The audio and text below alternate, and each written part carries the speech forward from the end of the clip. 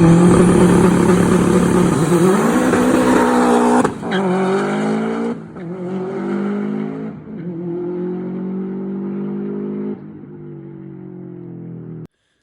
everyone, welcome to another episode here. So what you probably all wanted to know is what went on at Cadwell, round one, time attack. Where do we start? Basically, we went to the event untested, which is probably stupid, you know, reflecting back now. Obviously, you've been watching me through all this build. We didn't do any test days, so to speak. We had a little bit on the airfield, a bit on the dyno, but it's not a true test on the track, so to speak. So, we went there, went out in the morning sessions of warm up and practice. It was a 2-day event, so it was rounds 1 on the Sunday, this was last weekend, and round 2 on the Monday. So there was 4 sessions each day. So we have a warm up, a practice, a qualifying and a final. The qualifying and the final are the point scoring rounds. Just if you didn't know the time attack setup. So what we did, we went out in the morning, testing, everything seemed okay. Towards the end of the day, like the qualifying and the final, the car was just progressively getting laggier and laggier. I noticed it hit like a bit of a sort of fuel cut at one point, and on reflection now, I know what that is. So let me grab it and then I'll explain it. So here's where all of the issues began. So what had happened was, that's the fire ring, because we don't need that anymore. The wastegate, this is a Pulsar wastegate, and the owner, I think they've discontinued these now, but the owner did message me saying to check a few bits. The owner of the Pulsar, Mark, is mega, like the owner of Pulsar UK. But he messaged me saying, before the event, just check the grub screws, you know, check over it, because he's had a few people with issues, which is mega of him.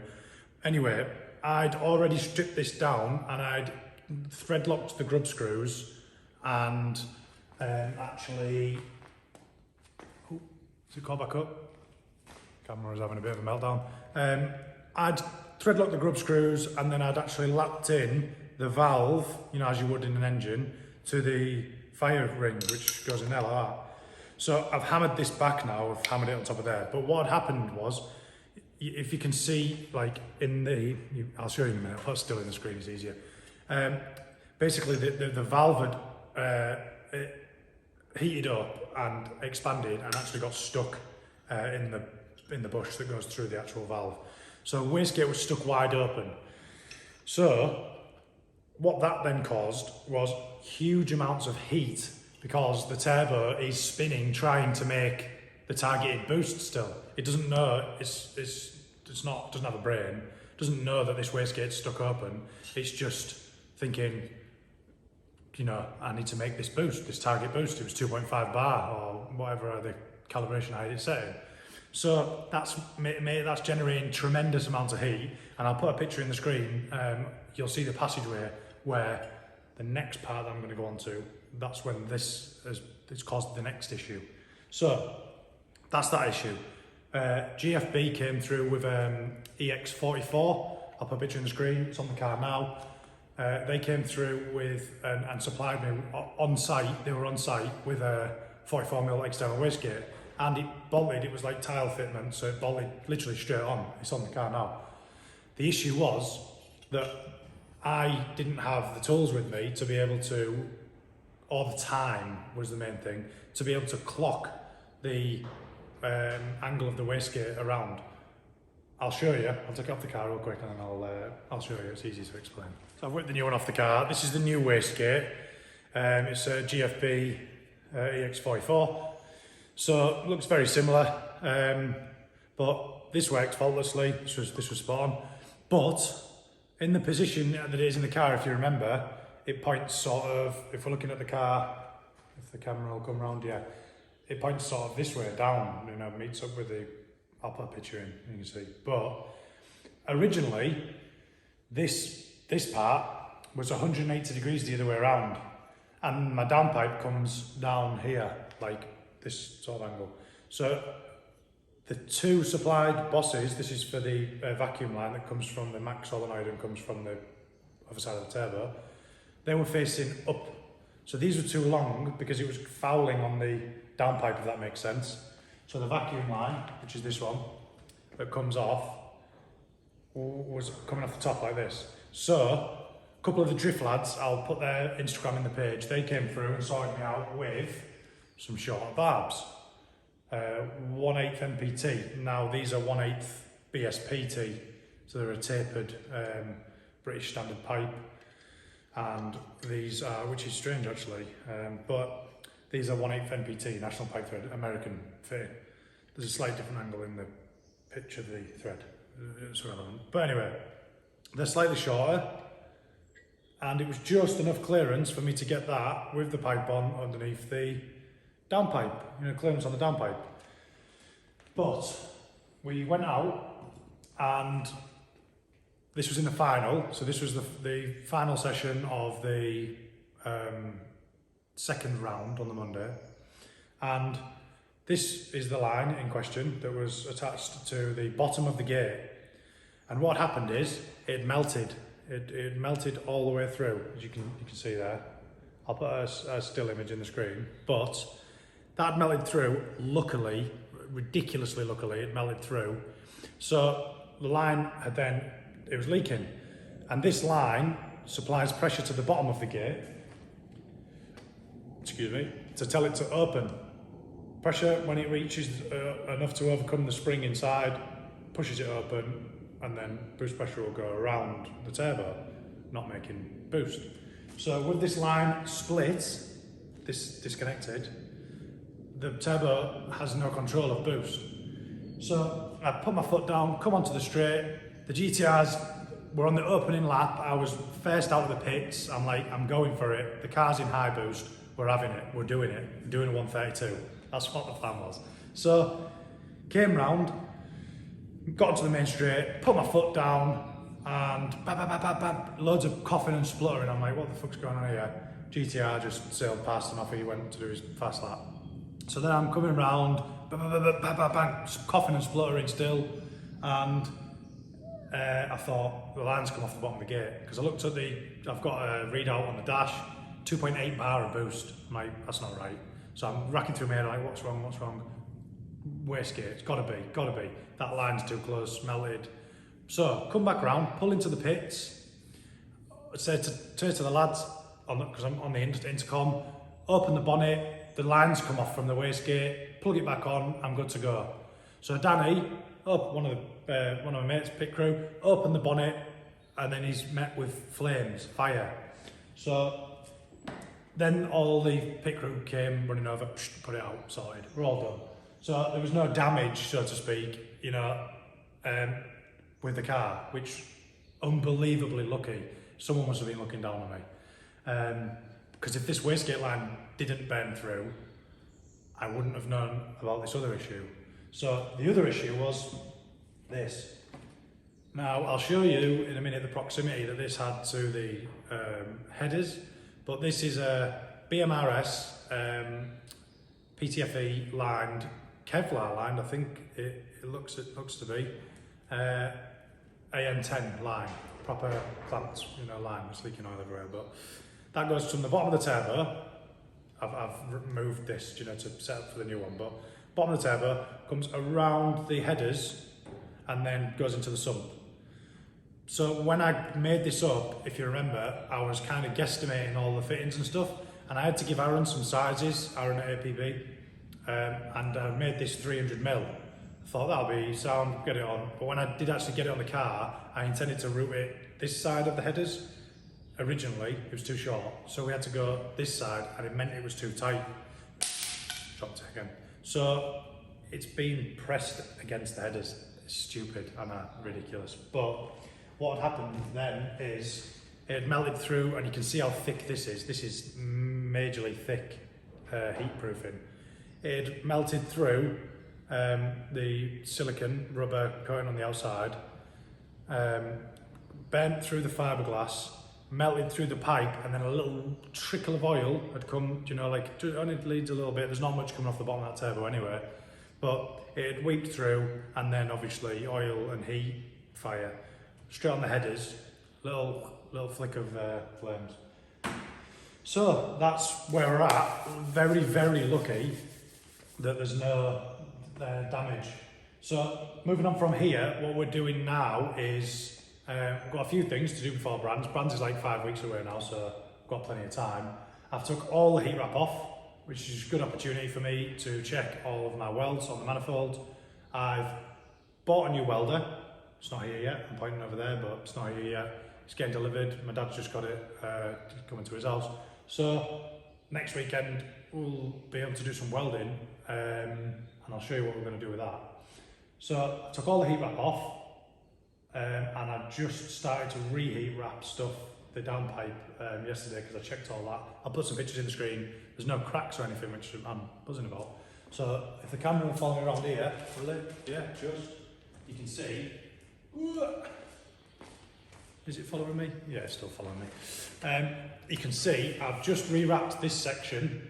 I did it wet, so because I did it in the front room at home, so I didn't want all the firewalls to go everywhere. But yeah, there's no cracks anywhere. It still looks sound. It's a bit of heat, you know, he's had a lot of heat into it, but everything's still sound in terms of that. So yeah, that's. Let me put that back.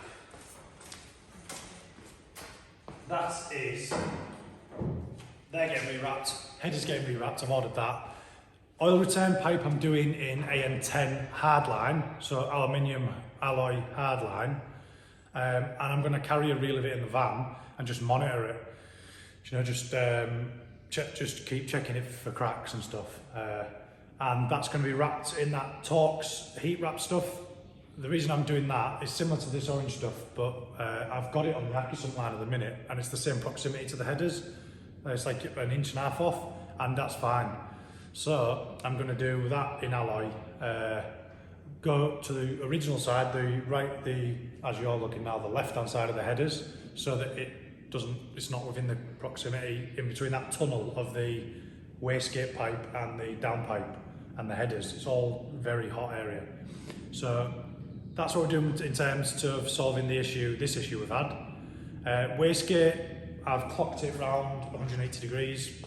So we are, instead of being that way, where the downpipe comes down, we're now the opposite way. So I was going to do all these in hard lines, but I thought, if it ain't broke, don't fix it. And it works fine. So we're leaving that in vacuum line. I've just ordered some new vacuum line, in case the other one was heat stressed. So that's that sorted. So oil return sorted, wastegate line sorted. The other thing we've got to do is we've got some heat proofing going on the engine cover. Just what I'm going to do is I'm going to use stainless steel, embossed stainless steel. I'll put a picture in the screen. It's about 20 quid a sheet, like a little sheet. It's what all the companies, Thermomet and all them companies use, with the real fancy heat blankets and stuff. Then we've got silicone needle matting going behind that, and then another layer of the stainless. And so it's going to be a little sandwiched thing, and I'm going to tack weld it together so it looks nice. And that's going to shield also around the turbo oil return pipe. And in addition to that, it's going to go on, as I was just saying, onto the engine cover, the plastic engine cover. I'm going to bolt it on there. You'll see where I'm doing it. What's the other thing? Funk Motorsport turbo blanket, because the cheap Chinese one that I got has scorched. I'll show you it. Very, very sketchy. Look at this. It's got some white dust coming off it. That's probably not very good for me, but that's what it looks like after one round. So that, bin. But it was only a tenner, so yeah. Funk Motorsport, turbo specific, turbo blanket, put a picture on the screen. Shout out to the lads at Funk as well. They've got a very good name anyway, but he actually reached out to me after seeing this on Track Time, or seeing it online, a picture of this scorched pipe, and to ask me if I could email them, some pictures and my plans, and then they'll go through everything and make sure that I've got all boxes ticked, so to speak. So turbo blanket from them, wastegate blanket as well. It's like a little jacket that goes around the wastegate. just that additional little bit of help, every little helps. And that's it in terms of thermal heat management stuff. The other thing that we need to do is the scaling on the oil temp sensor was a little bit off, and I realised I need to put a filter in the Cyvex on it, because it was going from 105 degrees to 132 degrees in less than half a second. So there's definitely, I mean, a resistance-based sensor is not going to fluctuate that much. Do you know, the temperature's definitely not going to fluctuate that much. So I need to apply a filter in the Cyvex for that, and really easy to do. I'll show you that when we're doing that. And what was the other thing? Oh, cat. I don't know how restrictive the current cat is, so that might be causing back pressure issues or whatever, or if the cat's even still in there, because I've not seen it with my eyes in the pipe. The pipe's there at the back, I showed you the other time, but what I've done is I thought it doesn't matter, we'll cut that section out, and then I'm going to put, I've ordered the old Miltech 100 cell sports cats. I'll put a picture in the screen. I'm going to put it, it's like 101 mil diameter, so I'll put a picture here, I'm going to cut that off, the tail section, and I'm going to weld the cat straight on the back box, and then maybe down sweep it, but like down sweep, you know, the tail section, but I don't know yet, I haven't decided. So that's why I bought the welder. It's not why I bought it, I needed to buy it anyway, but we're going to be doing that next weekend when that turns up, and I'm trying to think. Oh, either the rear main oil seal, I've not seated it properly, or I seem to remember when I put the plate on the back of the engine, you know, for the oil breather, the standard oil breather, so to speak, behind the flywheel, I don't know if I put enough sealant on it.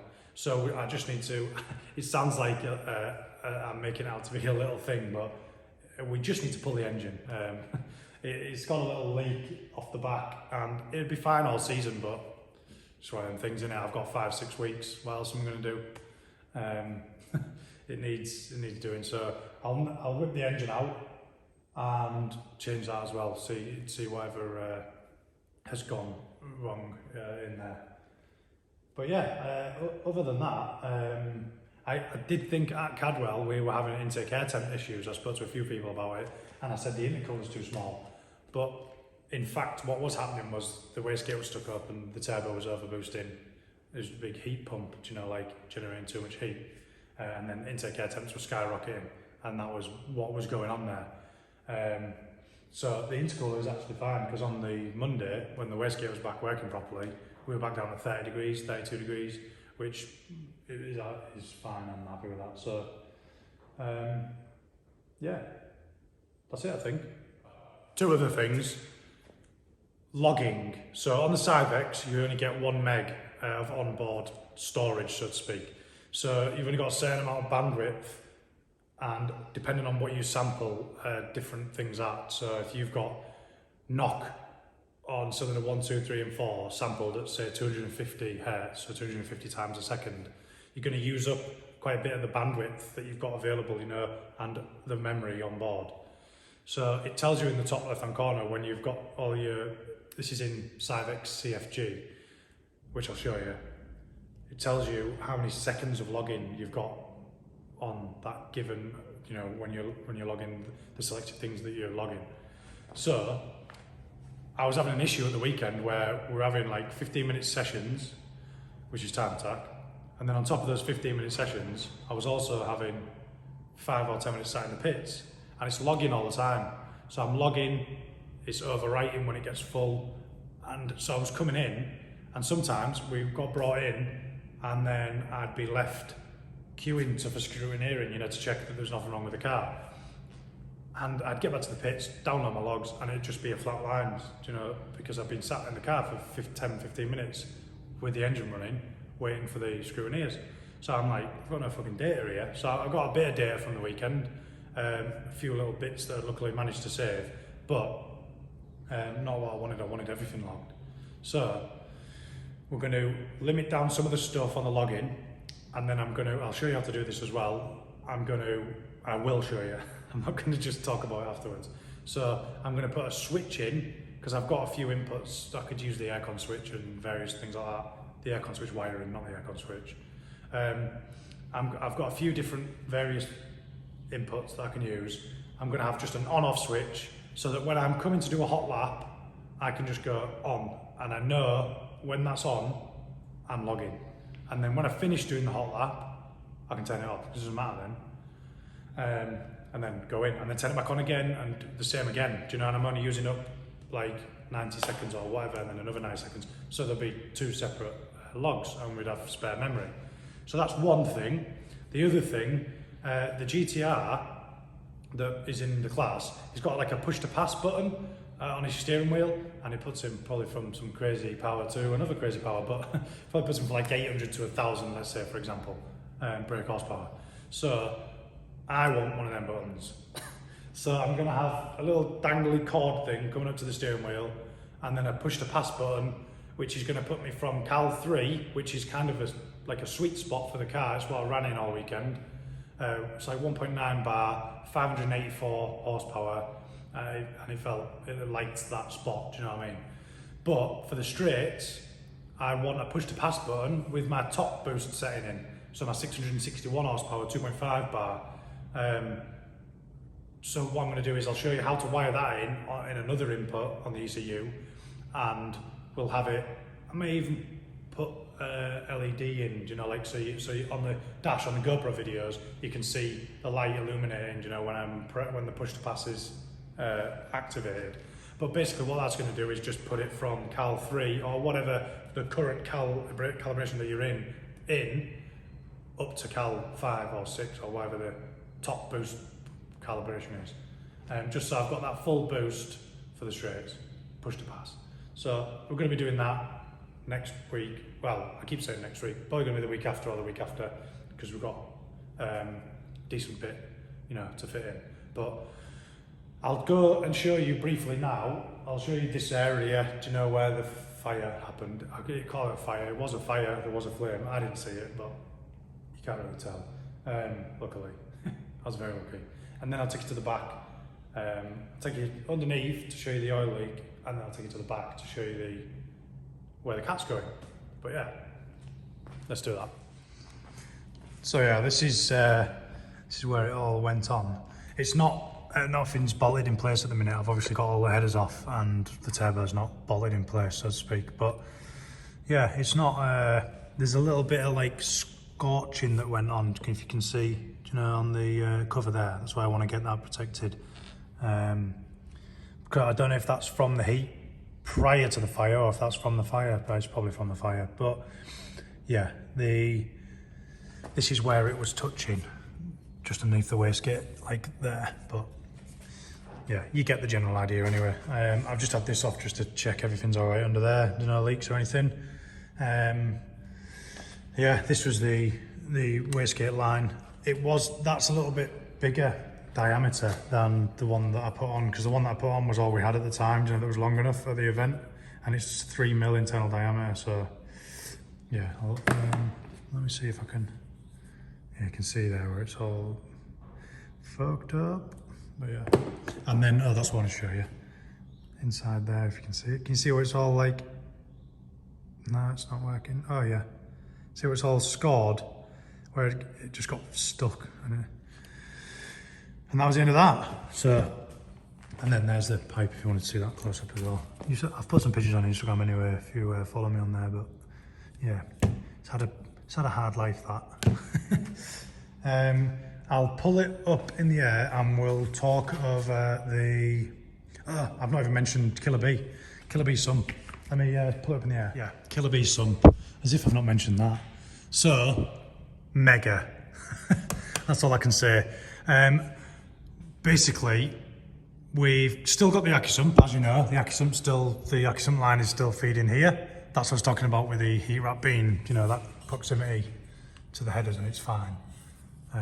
This heat wrap, I'm going off on a tangent.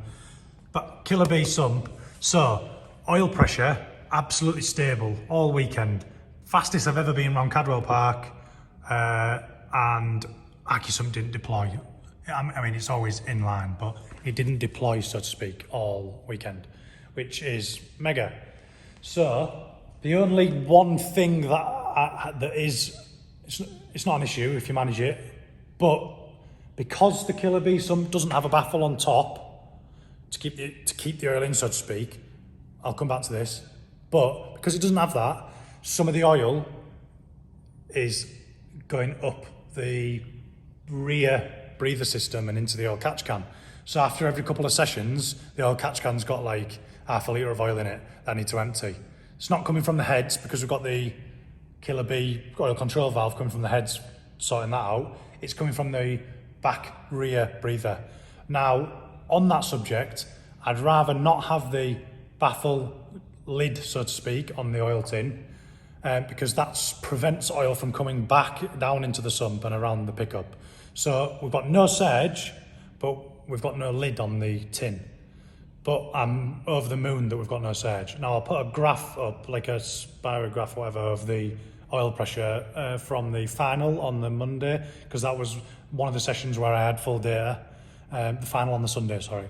That was one of the sessions that I had full data, and you'll see if that's not a good enough advert for Killer Bee, then, well, yeah, it works and is much better than last year. Cadwell Park was the biggest test for me because I used to fluctuate oil pressure. The Accusum gauge was going up mad all weekend normally when I'd be on that circuit. So yeah, Killer Bee sump, mega. Rear main seal, not so good. Look, so up here, if you can see it's like wet, and it's coming from in the bellows in behind the flywheel. You see that? It's a bit of a pain to see, but you can't really see it. I'll show you when I take it out, but it is engine oil, because it doesn't smell like gearbox oil.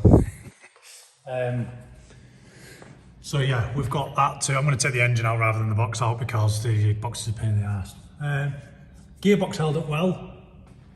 I think that drive shaft's, the rear prop shaft's been out too many times and the seal's had enough. It's just starting to get a little bit of a weep there. So we might change that. And I'll come back to the gearbox in a second because I want to talk about something else that I'm going to do with, and what's been brought to light regarding that. But I'll show you the cat. So current cat, whether it's got a cat in it or not, I'm not sure. I've never checked it. To my knowledge, it's got a cat in there. I mean, I could just stick a pipe down the end and see, but it's coming out anyway. So what I'm doing is, the plan with the cat is, I'm going to chop this off. Catch up camera. The pipe there, chop it off there, and then the cat is going as right on the end of the back box. It's 100 mil long, I believe, 70 mil, I don't know. But it's going there, so you're going to be able to see the screw in here is going to be straight away. It's got a cat because you can see it straight into the pipe. So sorted. That's that sorted. The last thing with the gearbox is, as you can see here, there is an oil pump on this gearbox. Let me turn this camera up. This is the pipe that feeds from the oil pump, and it comes along and goes up to the top and then splashes oil on top of all the gears. And then there's a sump here with a pickup in it, and another sump here that doesn't have a pickup in it. So what I'm going to do is, because I switched from, let me explain it afterwards. I'm going to explain what I'm going to do and then I'll explain afterwards. It's easier because I'm under here. So I'm going to take this fitting off here. I'm going to have a banjo to AN12 fitting, banjo to AN12 fitting there. And then if we come round the other side here, which is where the turbo used to be, I'm going to put an oil cooler going down there like that. And then obviously the lines are going to go into it, feeding around from the top. The reason I'm doing that is simply because I've swapped from the red line to the Miller's, same way, 75W140. And what it's brought to light is, now, red line is not meant to be used in gearboxes. It's not a gearbox oil. So I'm thinking that this is having some effect on why I'm knackering gears. Do you know, it's perhaps breaking through the oil barrier film. But irrelevantly, the red line when it was getting hot, wasn't crunching. This oil is, so it's telling me I've got a temperature issue. The gearbox oil with the transfer gear and everything being in the same unit is overheating after about 3 laps, 4 laps, you know, hot laps. So what I think is oil's then degrading because it's overheating and breaking through the oil film, metal and metal contact on the gear, snapping the teeth, overheating the teeth. That's in logic what I'm thinking is happening. So what I'm going to do is to attempt to overcome it is to fit an oil cooler, and then also in addition to that I'm going to put an inline temp sensor. So we've got oil cooler and an oil temp sensor fed to the ECU, so the ECU is monitoring gearbox oil temperature. Yeah, so that's something else we're going to be doing in one of the future weeks. So yeah, that's all. There's nothing else for me to go over. The camera's having a bit of an epi fit. I think it's saying this video's long enough. So tune into the next video and we'll be doing some of the stuff that I've just been talking about. Take it easy. Oh yeah, another side note, don't leave ethanol in the tank. Always after every session, drain the fucker out. Something else. I think I've put the ramp a little bit too low, but you get the idea.